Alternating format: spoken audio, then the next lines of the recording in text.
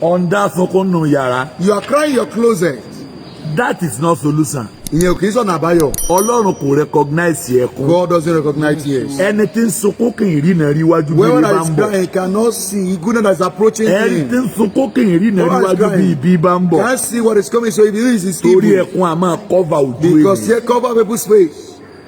Ohun méjì lolúwa dámà. God recognizes two things. Igbe When you shout àti gbẹ̀gbẹ̀. and you express your Kí là ń supplication through pè your ní mind, gbẹ̀gbẹ̀? what does it mean? Nígbà téèyàn wo wájú tó When you wẹ̀yìn. look everywhere around you and there is no helper. Nígbà téèyàn lọ sáwọn tó yẹ kó sábà. When you went to meet Tí wọ́n people that sọ are supposed to fún help pé you and you were told, àwé get out.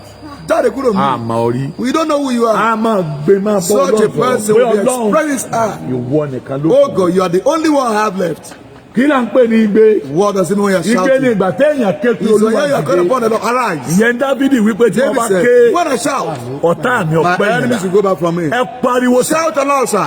Gbogbo ogun tó wọnú ayé mi. Everybody that enter my life, Látara àwọn abiyamọ òkùnkùn. from parents of darkness, Ọ̀yá jáde come lára. out of my body. Yes. Ètò wọnú ayé The ọmọ one mi. that enter my child's life, Látara from abiyamọ the òkùnkùn. parents of darkness, Ọ̀yá jáde come lára out mi. of my